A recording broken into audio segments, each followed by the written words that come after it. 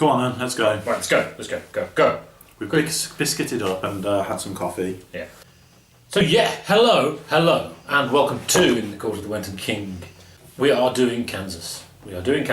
Finally! God. So I've possibly mistakenly chosen Masque as the first album. Yeah, but Kansas, it's a US state located in the Midwestern United States. Its capital is Topeka, and its largest city is Wichita. It's funny how I've never heard of those cities. You never heard of Wichita? No. That's strange. Because it's in the middle of America. God. Named after the Kansa, a Native American tribe.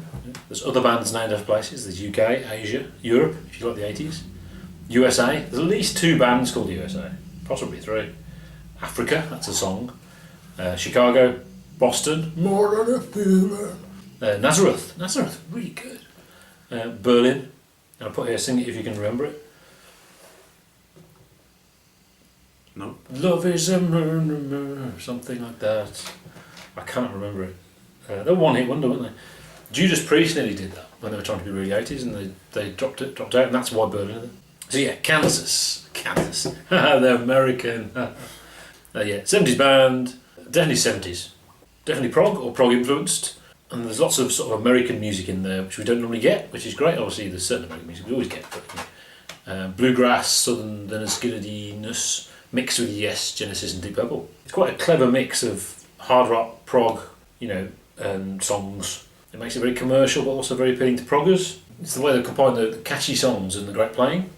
You could argue a lot of it is about the playing, but with great melodies and definitely, songs. Some of it's excellent, some of it's quite cheesy. And we did Uriah Heep, and they're dead cheesy, aren't they? The lyrics are pretty naff, but all expertly packaged into some great music. It's all very slick. You've talked about we must do Kansas at some point, Sam. You've been saying this for a long time, and unfortunately we did PFM. Which was absolutely awesome. Yeah, I was going to say that. And there was a moment of dread. Going crashing down to earth. Yeah, because even if they are really good, we're putting up against something which was quite refreshing, quite surprising. Ticked most of the boxes. Can we do can anything stand up to that in comparison? And you said let's do Masque and Left Overture and the other one, whatever it is. Yeah. And I put that first song on, and I was like, oh god. It didn't even sound proggy.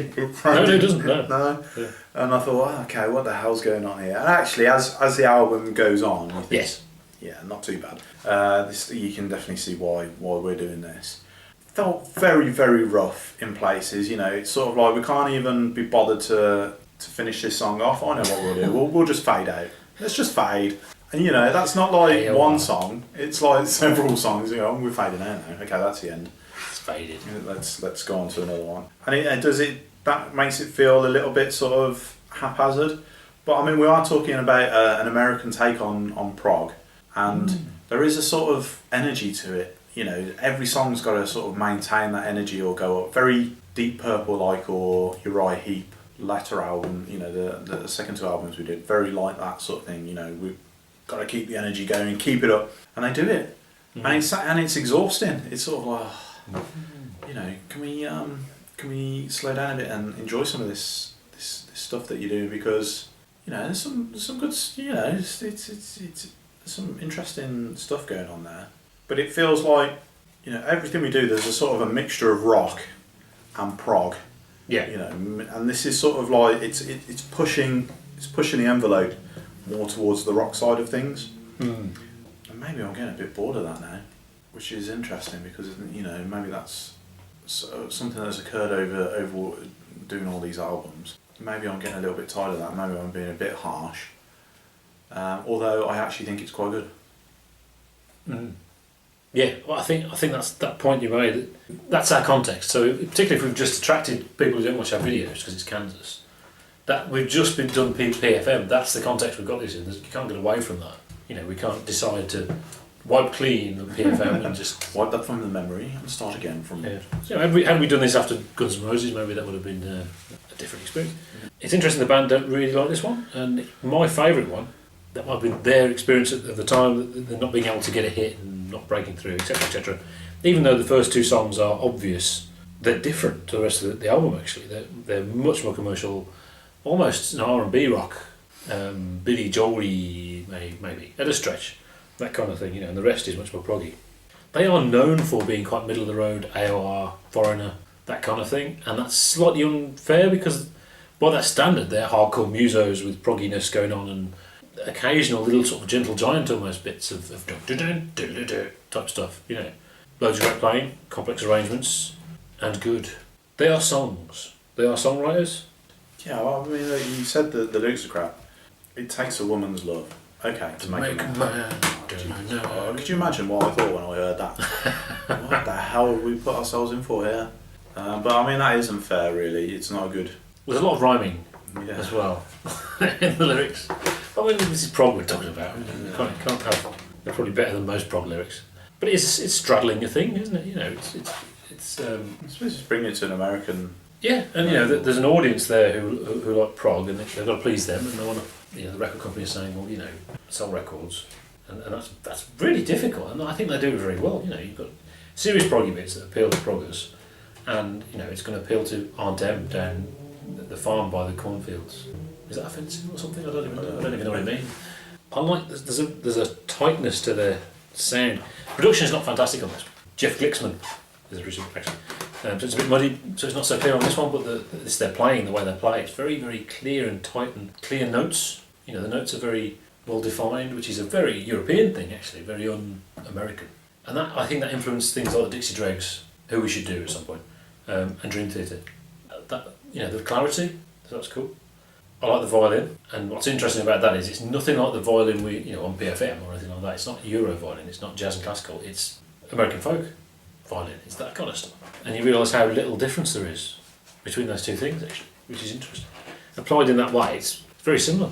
I like Child of Innocence, that's really good, and it's very well structured, and you can see how influential they are there, I think, with your Tull, Purple, Iron Maiden, that is in there, that thing. And it's very complete. It's interesting you said about songs just fading.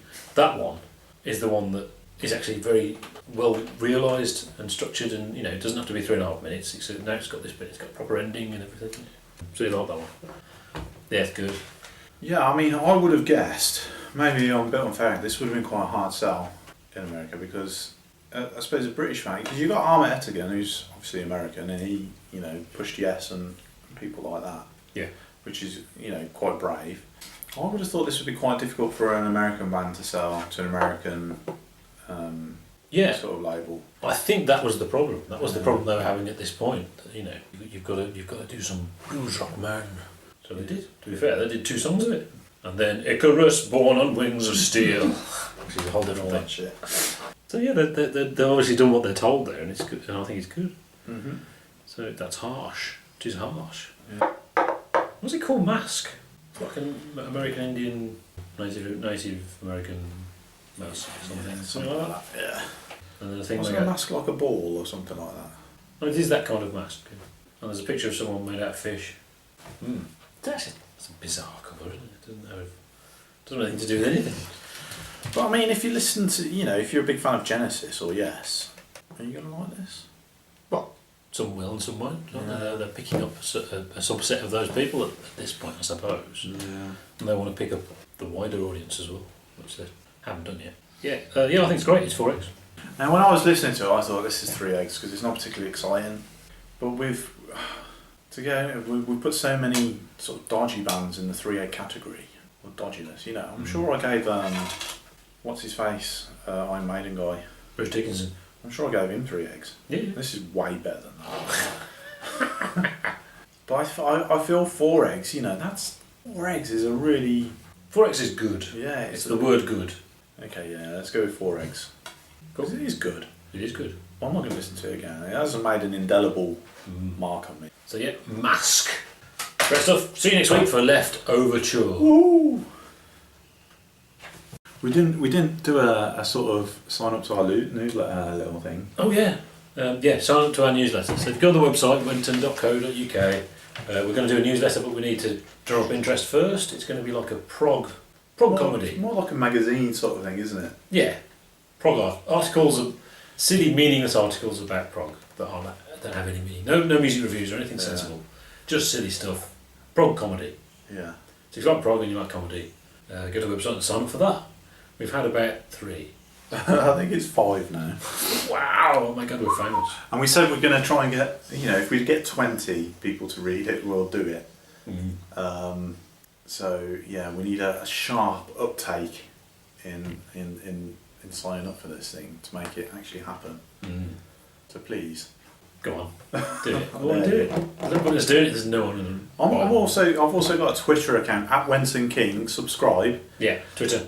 And what we'll do is we tweet the best comments that we find throughout the week, which is really quite funny. And we might give a few little secrets out as to what we're going to do next and stuff like that. Yes, and perhaps that will inspire. It's great stuff. Go for it. Do it. Communicate. We're reaching out to you. Reaching out. That's a new Kansas song, isn't it? Yeah. Goodbye.